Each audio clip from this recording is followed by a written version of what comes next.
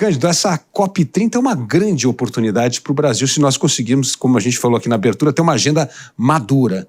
O que o Brasil precisa fazer para ter essa agenda madura numa discussão franca e aberta entre o mundo privado, o terceiro setor, cientistas e governo? Olha, primeiro nós precisamos pensar que a COP30 é uma COP no Brasil, não é uma COP do Brasil. Uhum. Quer dizer, a COP tem uma agenda global, ela acontece todos os anos num país diferente e tem uma agenda própria. Esse ano ela ocorrerá no Brasil. Você tem temas que são temas da agenda global que são imutáveis e que a responsabilidade do presidente da COP, do embaixador Corrêa do Lago, é dar continuidade a eles. Então você tem a questão do financiamento, você tem a questão da transição para longe dos combustíveis fósseis que vem sendo discutida. Você tem a questão de adaptação, você tem questões que são que se sobrepõem a tudo e que precisam ser cumpridas, tem uma agenda formal muito importante. Agora, ela sendo no Brasil, ela é um espelho daquilo que tudo que nós fazemos. Um espelho e talvez uma lente de aumento. E a lente de aumento bom, mas aumento ruim também. Então, a primeira coisa que nós precisamos fazer é ter credibilidade com a nossa pauta econômica ligada à economia verde. Uhum. Nós precisamos ter uma pauta estruturada e precisamos ser capazes de comunicá-la nessa COP. Isso tem coisas básicas. Acho que a gente pode falar disso em mais detalhe, mas começa, por exemplo, por você estar contendo o desmatamento. Uhum. O desmatamento já foi reduzido, cerca de 30% nesse primeiro ano de governo, precisa ser mais reduzido, nós precisamos ser mais ambiciosos nessa meta. Isso é aquilo que mais aparece do Brasil para fora. Depois, nós temos que ser capazes de mostrar o potencial de economia verde do Brasil. É um potencial muito vasto.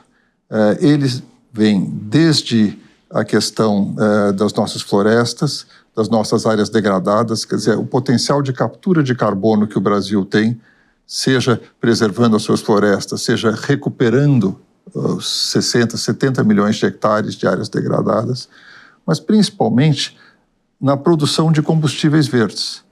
De combustíveis verdes que dependem de uma matriz energética limpa, e o Brasil tem a matriz energética mais limpa do mundo, muitas vezes combinada com CO2 vindo de processos orgânicos, como é o caso, por exemplo, do CO2 da fermentação da cana-de-açúcar, na produção de hidrogênio verde. A gente pode entrar nisso em mais detalhes se você quiser.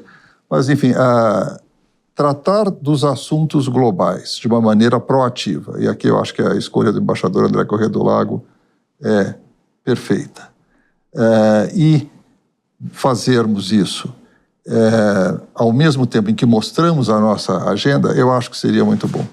Então, o primeiro assunto que a gente queria tratar é justamente sobre a preservação da Amazônia. Hoje nós temos que reduzir, evidentemente, o desmatamento ilegal, mas tem duas coisas fundamentais que o Brasil poderia fazer para ganhar essa credibilidade. Primeiro, é assumir uma meta de desmatamento líquido zero, que nós já deveríamos ter assumido essa meta desde o primeiro dia de governo até 2030. Eu acho que isso mostra a credibilidade, o empenho do Brasil como nação, não só de governo, como do setor privado também, em ajudando a atingir essa meta do desmatamento líquido zero. Então, acho que essa é a primeira coisa para dar uma resposta ao mundo da nossa preocupação com a preservação. E o segundo ponto fundamental é a questão da regularização fundiária, ou seja, o que nós vamos fazer para aumentar a capacidade de regularizarmos terras, principalmente terras públicas, que você sabe que é ali onde ocorre a maior tipo de grilagem. Porque esses dois assuntos, nesse primeiro tema da preservação da Amazônia, não se tornam uma espécie de mínimo consenso para apresentarmos uma agenda crível para o mundo? Certo, mas isso, perfeito. Eu acho que nós precisamos apresentar para o mundo, e acho que devíamos estar apresentando já, um guidance, uma programação. Nesse mundo empresarial, mas no mundo institucional em geral, você adquire confiança assumindo compromissos e cumprindo compromissos, assumindo compromissos e cumprindo compromissos. E fazendo isso reiteradamente. No mundo empresarial, isso se chama guidance. As empresas, no início do ano, de capital aberto, dizem, olha, minhas vendas vão crescer tanto, minha inadimplência vai subir tanto, os meus estoques vão... E você anuncia esses dados na sua primeira reunião em janeiro, e no fim do ano você mostra que você ficou perto ou não deles, quais foram os desvios e tal. Quando você repete isso com regularidade, você ganha confiança, você ganha confiabilidade junto aos investidores. No caso, é a mesma coisa. Quer dizer, o Brasil precisa anunciar metas, primeiro elas precisam ser factíveis. Não pode ter bravata na meta. Elas precisam anunciar metas que sejam factíveis e que já venham em andamento e que vão além, evidentemente, da COP30 e de 2030. Quer dizer, você tem que anunciar as metas até... Você tem, inclusive, uma obrigação dentro do Acordo de Paris de anunciar essas metas, que são as contribuições nacionais definidas. São metas de redução de emissões. Mas, evidentemente, para o Brasil, que tem mais de 40% das suas emissões advindas de desmatamento, você falar em redução de emissões é você falar em conter o desmatamento, como você disse, em atingir o desmatamento zero, o desmatamento ilegal zero, o que é praticamente desmatamento zero, porque 90 e tantos por cento do desmatamento é ilegal, tá certo? A questão do CRA, do Certificado Ambiental Rural, é uma pré-condição, na minha opinião, para você atingir esse desmatamento zero. O que é o CAR? O CAR, quer dizer, o proprietário da terra registra a sua terra, mostra os limites, então essa terra passa a ser supervisionada por satélite, o que tem de área verde, enfim, as culturas, etc. e tal. O CAR no Brasil está atrasadíssimo. O estado mais avançado no CAR é o Espírito Santo, que tem 66% da sua área com CAR. O segundo estado que vem é São Paulo com 20%. Depois vem o Pará, enfim, e tem muitos estados com 2%, 3%. Evidentemente você tem dificuldades tecnológicas, tal, mas que, francamente, eu tenho a impressão que são desculpas. Quer dizer, quando você tem um interesse real em fazer, você faz. Agora, como o CAR permite uma fiscalização mais forte, mais presente, o interesse é uma dificuldade, é algo que custa, tal, não está sendo feito. Ora, sem você ter o CAR, é muito mais difícil fiscalizar. Então, você atingir essa meta do desmatamento ilegal zero, o CAR é uma pré-condição. E, enfim, o governo precisa anunciar metas de CAR. Olha, nós vamos chegar até tanto em tal data, tal data. Agora, o CAR é estadual. Isso. Então, você precisa, enfim, e aqui eu chego, talvez, enfim, nós precisamos de uma autoridade climática central no país.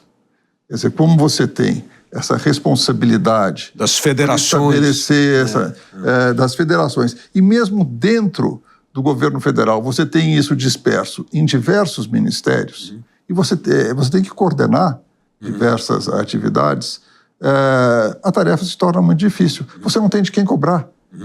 De quem é que você vai cobrar? Desmatamento é só do meio ambiente? Bom, mas o meio ambiente diz, não, mas olha, eu precisava do CAR, mas os governos estaduais não fizeram.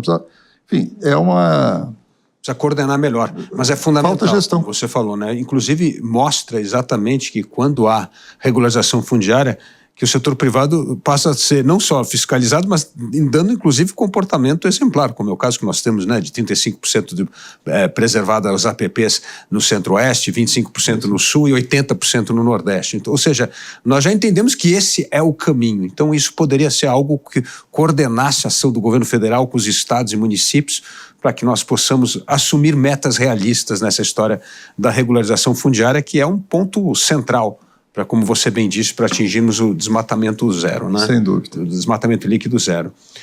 O segundo ponto interessante... Perdão, só, você tem outras coisas na regularização fundiária que cabem dentro, que é a destinação das terras devolutas. Sim.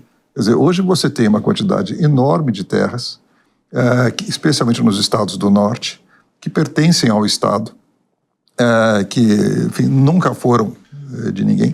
E essas terras precisam ser destinadas, você precisa designar, transformadas em áreas, em reservas de proteção, transformadas em parques, enfim, elas precisam ter uma destinação formal. Enquanto elas não têm uma destinação formal, elas são um grande atrativo para a grilagem.